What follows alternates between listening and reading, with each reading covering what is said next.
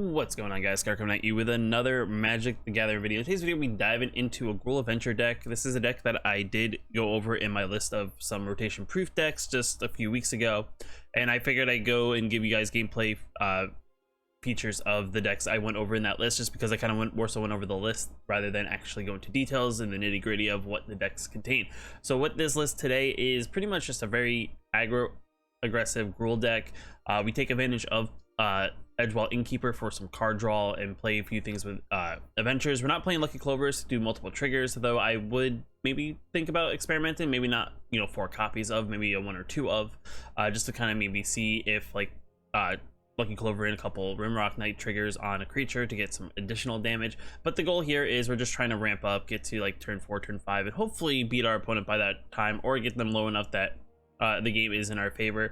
It's playing the typical cards you would see in a Gruul style deck, playing the typical red hasters, and playing also the Quest and Beast, because if you're playing green, I think in any format of mono and or splash colors and you're playing creatures, I would say Quest and Beast is a very strong card. We also play Gem Razor, which is also a card that helps us protect us against other people's artifacts and or Lucky Clovers. And the goal here is just to try to beat our opponent's face as quickly as possible with our various cards. I haven't played Magic the Gathering in a few days. This is actually my second time recording this video, because the first time I recorded it, I actually had the mic muted because I was doing something else that for another video I was working on, and I had the mic muted for something I was recording, and I recorded literally an hour worth of video and had no footage, so I'm re-recording this. That's why this video is a little bit later than normal. So I do apologize, but guys, enough being said. If you like the video, hit the like button. If you want to know when I post more videos, hit that subscribe button. But let's dive into some gameplay and see how this deck does. Alright, so our opening hand is, I think, pretty good. I know it's a little slow, but we do have Bone Crushers to slow them down. We got the Quest and Beast, and we got 2 greens, so overall this hand looks good. We are missing the second red for the Embercleave, but I think that we can make this hand work. Alright, the Shuffler is fine, guys. I mean, we only have multiple Bone Crusher Giants, but it's either we're playing mono green or we're playing some sort of ramp deck. I think here in this situation we play that. I think thing is, if they play a creature, we are just gonna might as well get it now. We'll get one of the untapped guys. I could have waited till they played something, but it is what it is. To be honest, it literally looks like we're playing the same deck, so this should be interesting. They actually have a better start than we do, so that is the thing, and they're on the play, so we are a little bit on the slower side. They could get rid of Edgewall Innkeepers, but I do feel like I gotta put a creature threat on the board. But if they have the second red and they already have 3 attackers, they can already Embercleave, so it's like, do I get rid of a creature, take a little bit of a beating, and then slowly hopefully get some board presence? I think that is the play. Slow down their card draw. Alright, it's fair. We may have already lost this game just on the basis of they had a stronger start. Yes, unfortunately I think Bone Crusher is okay here, but like I said, if they have the Embercleave, it's pretty much GG's. Alright, our opponent's on the play, but I think this hand's actually pretty good. We do have a decent curve with Edgewall Innkeeper, but we don't really have anything to take advantage of the Edgewall Innkeeper, but we could draw into it. I would like another untapped mana. We are playing Cyclone, so this should be interesting. We're gonna take the turn off, we'll scry. I guess we get the Quest and Beast because we can set up for a decent turn 4. And they do play interesting.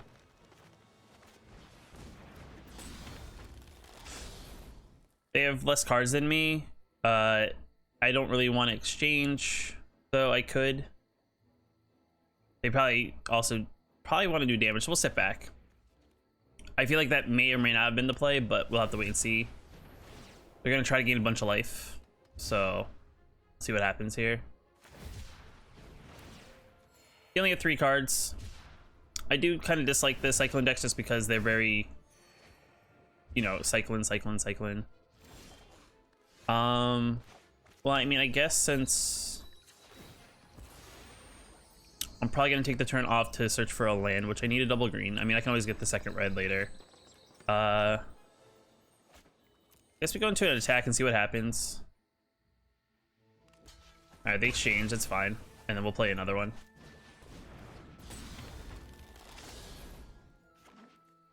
I think next time we play Quest and Beast, just because majority of their cards other than the whatchamacallit are already, you know, one damage. So I can Quest and Beast can stomp over that, but now they're gonna start doing some damage, so that's a thing. We don't have any actual creatures that aren't human. Well, the Radha isn't, but I think we Quest and Beast. I'll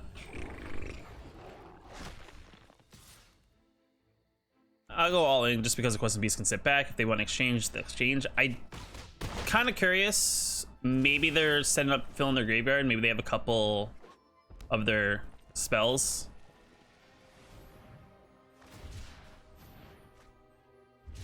I wonder if they're playing a limited card version, because they're actually playing that card, which normally these decks play Luris. All right, so they don't have it yet, unless they're just trying to set up for a very, very large one. I mean, hopefully we draw all Scavenging Ooze, which would be great. Just on the basis of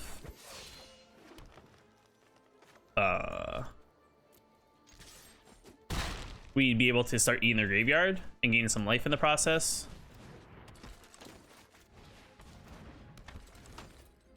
We are at 20. They could do some big damage to us. They do have 11 cards. That's fine. Oh, another Quest and Beast. They may have another one, so this may not be great. But we'll activate it. Might as well do some big damage as much as possible. I know they don't have hasters, but I figured I leave back the edge walls. All right. Opponent's going first. This hand's decent. It's not super quick, but it's got some playability. So I guess I'll keep. Hopefully we're playing against something that's a little bit slower, but just on the basis of the past two games, it's probably a good time that we are playing a deck that is just as aggressive. Nothing to really tell on what they're playing though, so we'll just have to wait and see. Our opponent is taking their time thinking about if they want to keep their hand or not. I bet you 10 to 1 it's the Nissa sleeves and the Fae sleeves that are the Nissa avatar and the Fae sleeves that they're unsure about. But I'll keep this hand. It's not super aggressive, but we do have Embercleave, we do have a Ram Through, so we can do some damage.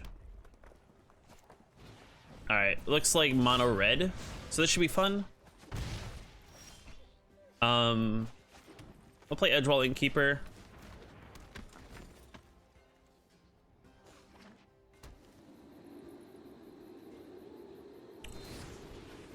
That's perfectly fine. I don't mind. I don't mind the Edgewall Innkeeper getting hit there. I should probably play a red mana. That'd probably be smart. Just on the basis. 2, 4. No tax. I'm gonna sit back just because I don't gain anything from playing cards from my hand. No blocks. I'm gonna throw it out there. It's probably Rumrock Knight. They're probably thinking about it.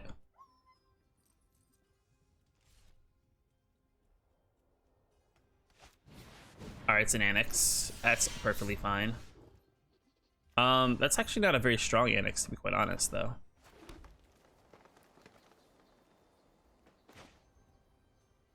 Ooh, I don't have enough to do that and Ram Through.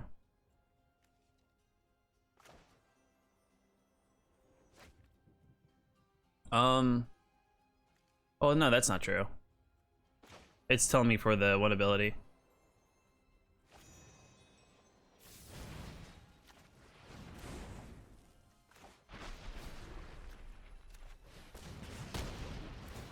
You can get a 1/1.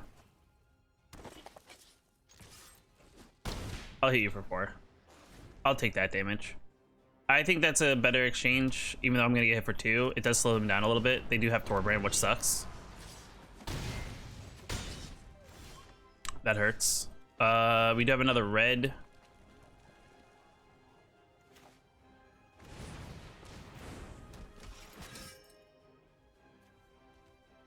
Let's see if they block. I'm actually very curious. Do they actually take this?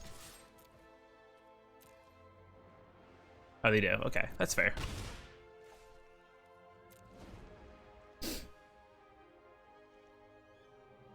Any of these knights? No.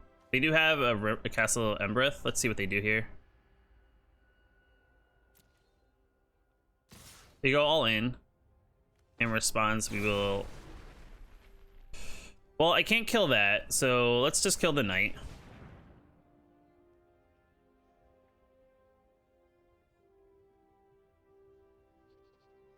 I probably should have done it before attacks.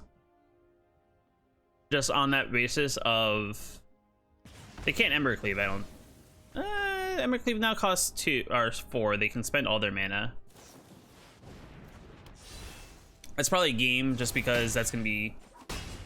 Yeah. I think either way, it was still a game. If they castled, that'd been 2 additional damage there, so... No. I mean, this hand has very good late game, but unfortunately there's nothing in the early game, which if our opponent's playing aggressive, like how it's been all day, I can't play that hand. This is the first time we've drawn Questing Beast, so I think I'm gonna throw a Robber underneath, and we're gonna keep this hand.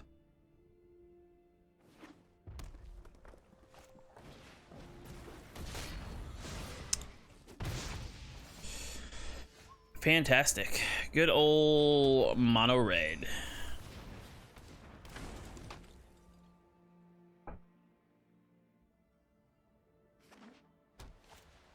Oh, Boros Knights. Great. No blocks. I'll take 4.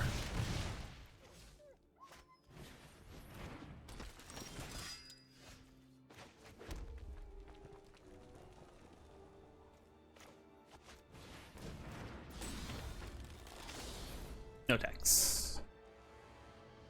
There's a good chance I'm already dead by turn like 4. Just thrown out there. All right.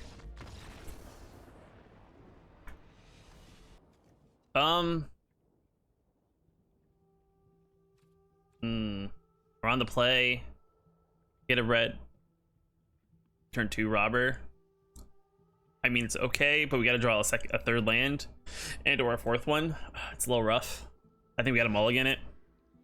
All right, this hand's a little bit better. We get rid of Questing Beast. We have a turn 2, turn 3, turn 4. 3 mana is good.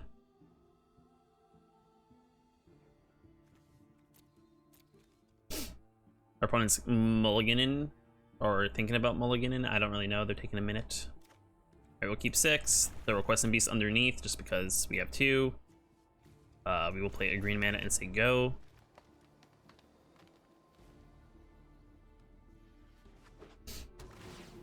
All right, looks like they're also playing some sort of Gruul deck, if not Teamer. It's tough to say. It's only 1 mana, but I guess we do this. We'll play Edgewall.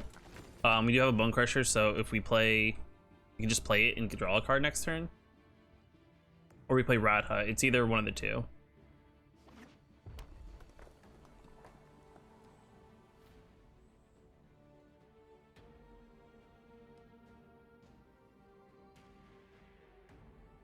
Our opponent's mulling, I guess, what they want to do here. Maybe they have a Robber. Maybe they have a Bone Crusher. Maybe they don't have anything. We're looking at it. All right, our opponent's literally playing the same deck, it looks like. I think in this situation, I think we Radha, I think is the best play, because she'll help us get lands later. If there is a Fatal Passage, we will draw. It is first strike on our turn, and then in the late game it becomes a threat. Bone Crusher we can save to save something.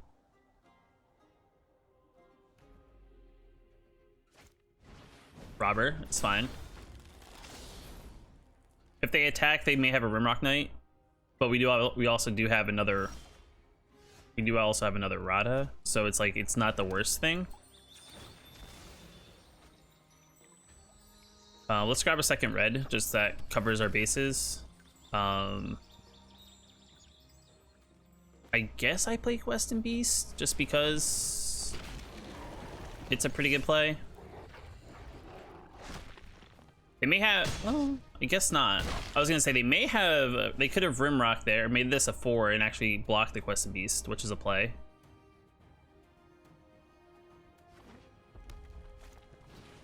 They play their own edge wall, which doesn't help them right now. Bone Crusher, that's fine.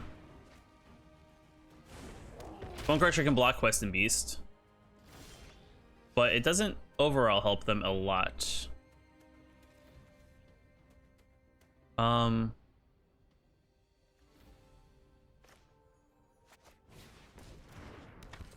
Let's do this. Let's Bone Crusher. Let's Bone Crusher this, so they either have to block with their Questing Beast if they want to.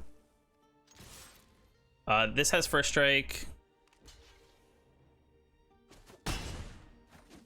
That's perfectly fine. Next turn we can Bone Crusher if they don't have another one to redraw.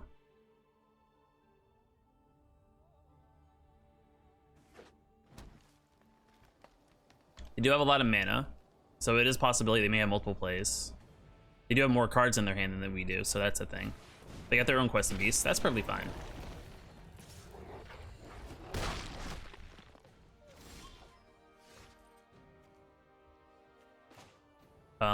We will play this.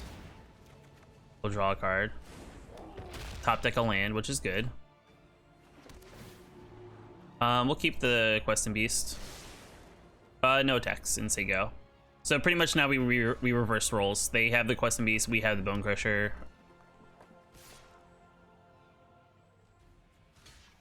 I mean, they could Embercleave, which is a possibility. But I'd rather do this in exchange. If they do have it, they do have it. If they don't, they don't. We at least protect partial of the damage. We can, though, next turn mutate onto our Elf Warrior and actually get rid of the Embercleave, so that's a thing. We'll play a land. We will mutate onto our Radha. We'll do over, I guess. Destroy an Embercleave. What do we want to do here? We can play another Radha. Let's go into attacks. See what they do.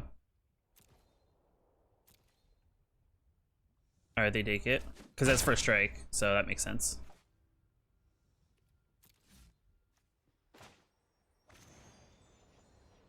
Let's play another one. We'll draw a card. Another Innkeeper. There's a Left Struck Beast on top.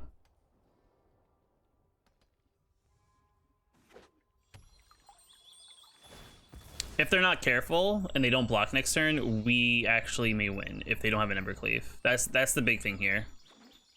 If they don't have another Embercleave, we have a good chance of winning. That's not terrible. That's perfectly fine.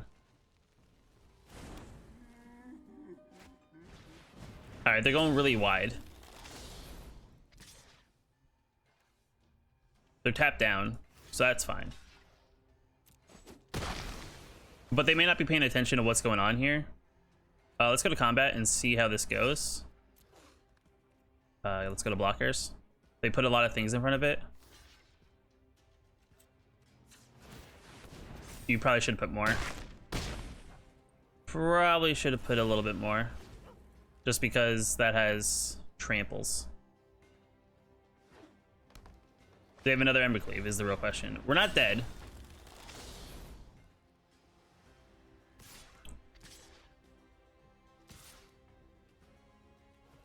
Interesting.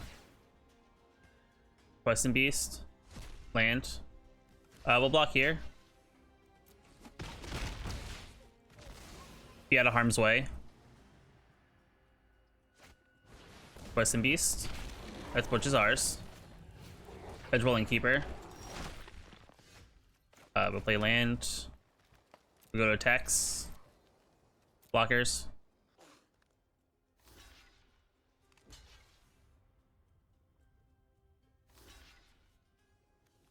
That's perfectly fine. We'll activate, giving it 11-11. Okay. All right.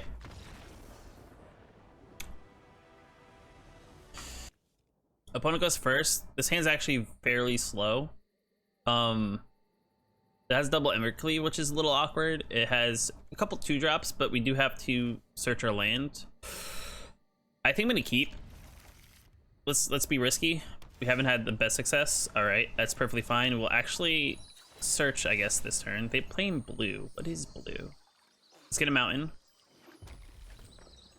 Is it Simic? It's tough to say. It's just a blue mana. They're thinking. All right, 2 blue mana.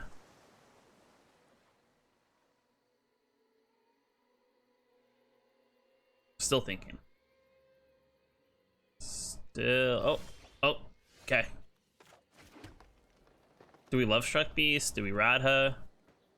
Or we can't Radha, but I think we Love Struck Beast. Let's get a token on the battlefield. I mean, it's only a 1/1. If they want to counter this, they can. They can unsummon it. They can do whatever they want with it. All right, so they're drawing cards. Interesting. Maybe it's a mono blue mill. Possibly. Yep. That's perfectly fine. I actually don't mind this because this is a little bit slower, so if we can get super aggressive on their turn that they're tapped out, this is actually going to benefit us in that sense. Ooh, they got rid of a land that would have helped them, I think. Because that would get back a spell, like they're drawing a card or something later in the game. Well, I guess we play this. We go to a combat.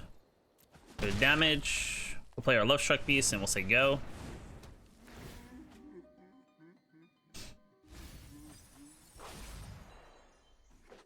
Alright, got 4th mana. Gadwick. It's perfectly fine. They have an unsummon or something?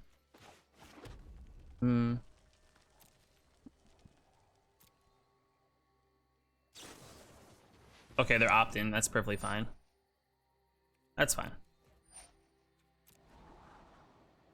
If that's what they're gonna do, that's perfectly fine in my book, just because it's just gonna kind of slow down things, but it's not the worst. No, I can't attack and actually play Embercleave, so no attacks. We'll play Radha.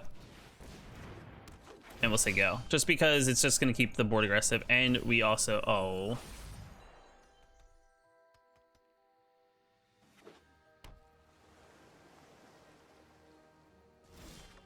Alright, I guess they have more instant spells to play? I could have played the land off the top. Into the story. It's fine. Draw 4 cards. I'm gonna mill a little bit. Which I think is perfectly fine, I think, in my book. I mean, I'm at 39 after milling, what, 8 cards? That's perfectly fine.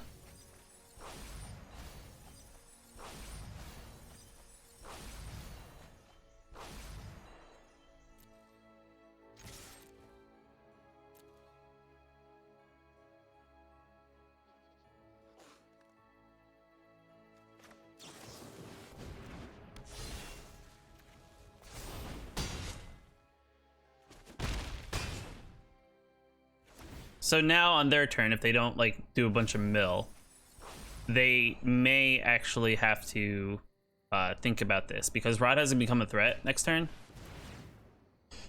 In the sense that that I can pump and this will just become even better if you saw in the last game. So they need to have something to do with Radha here, or it's gonna mess them up that way. We are at 25 cards, but we're in a good spot here, I think, regardless.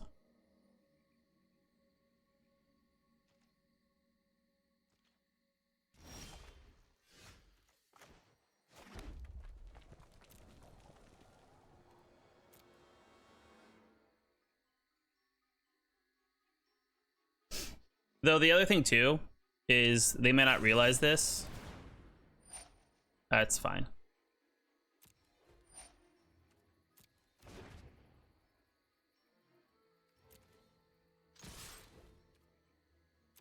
I just gotta be super aggressive. Ooh, I'm sorry.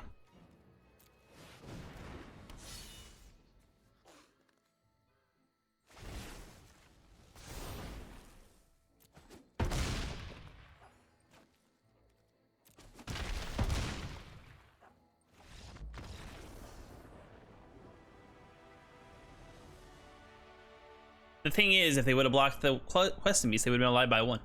All right, so this hand looks pretty good. I mean, it's a little slow, I think, because we just don't have a turn 1 and we're missing some mana, but there we go. All right, they have a green mana, which is actually not bad, because interesting. They have a Sublime Infamy, so they're Simic of some sort, or Bant.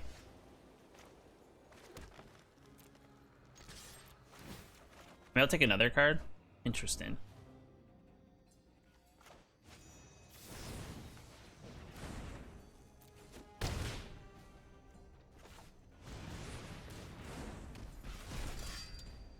Interesting so far. I don't really know what's going on, but they have a lot of things. All right, they're gonna search for some mana. So Bant something. Yeah, this is gonna hurt again. Oh, I gotta land.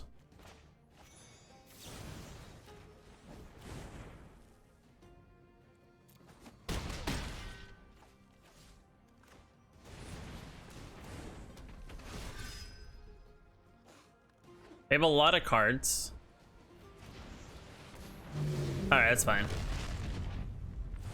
We can rebuild.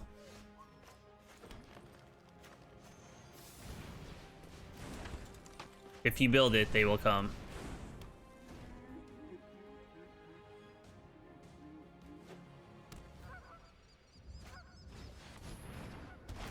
I don't think that's gonna be enough unless they have a bounce spell or a counter. It's possible.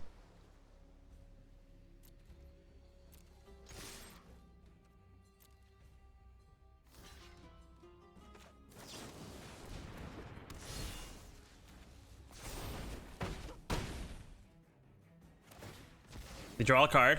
Can they draw like bounce spell? No.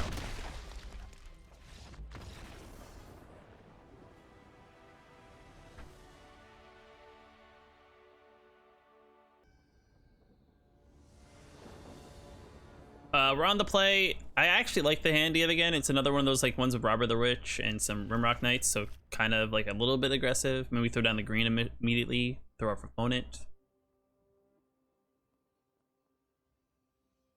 Our opponent's thinking, I think, about their hand just because we're on the play. Okay, play the green.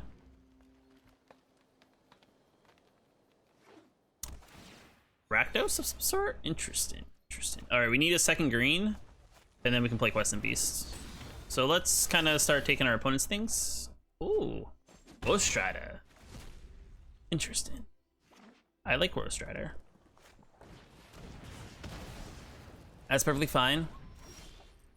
They probably did not want to deal with, you know, me taking their cards, so that's, I completely understand.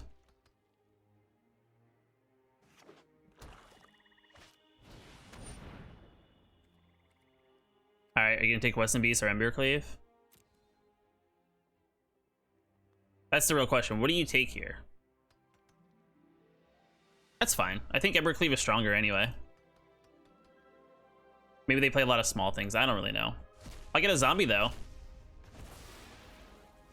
which then sets you up for an Embercleave next turn, or a second Embercleave.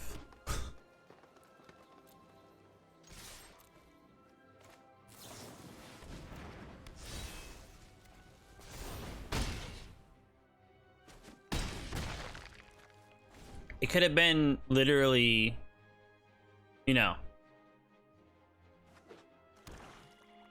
it could have been, ooh, nice.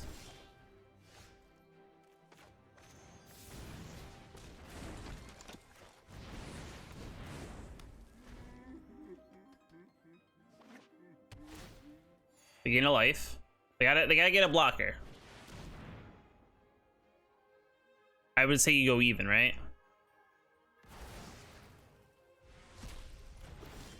I mean, Questing Beast can't attack without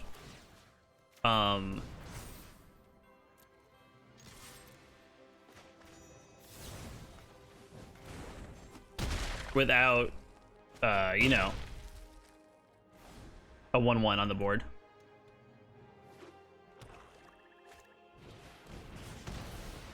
They're playing very defensive right now. They're starting to run out of cards here, so we'll play this. We'll say go. They have to have something to deal with this. Completely trying to do their best to eliminate the board, which is perfectly fine. Oh my god, Embercleave, Batman. You think our opponent thinks we have an Embercleave on the board? Alright, so they may be... Oh my god, all the lands. I don't think this deck plays a lot of lands. It does, I think it plays 24, but still. That's fine.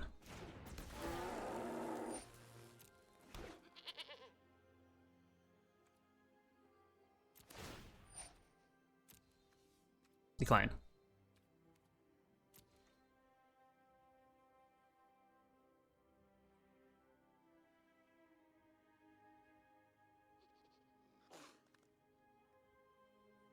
Thank you for the creatures. I know. I know. Alright, and so we're back to the deck. Overall, from what it seemed like, the deck performed fairly well towards the end of this video with my gameplay rather than the beginning. I feel like at the beginning we just got literally every deck that just blew us out and by turn 4, but those are the power of those decks that we played against, whether it was Cyclone, whether it's even the mirror matchup. It just drew better, I think, in the beginning of the game. Had a very fast early game, but as you can kind of see, when the deck kind of clicks together, when it goes in our favor, the deck does perform fairly well. Overall, I think this is a decently good build. I don't know if, you know, if this is like a top tier build. I still would, you know, suggest like Teamer Adventures or Simic Adventures for like an actual Adventures deck. Cycling is still fairly strong. There's a mono green Stompy deck out there that is pretty good as well. But overall, I figured I'd give you guys an idea of what to expect. I mean, if you just want to play like a Gruul kind of style, and maybe, you know, you've seen some things from Zendikar Rising that catches your interest up for this deck, I would say maybe add those to this and once that comes out. But this is definitely a good starter. If you have a lot of these cards, you can kind of throw them together. They do synergize fairly well. Maybe if you want to throw in some Lucky Clovers, maybe to get a couple Rimrock Knight triggers, or even Lustruck Beasts, or even Bone Crusher Giants, go for it. It's always one of those things, if you take a deck list, you always experiment with it, play what you like to play. But if you guys like the video, hit that like button. I definitely appreciate it. If you want to know when I post more videos, hit that subscribe button. If you want to check out one of my other videos that YouTube's recommending to you as I'm doing this little outro, click the buttons that are probably popping up on the screen as I'm actually doing this little spiel. But until next time, guys, I'll see you later.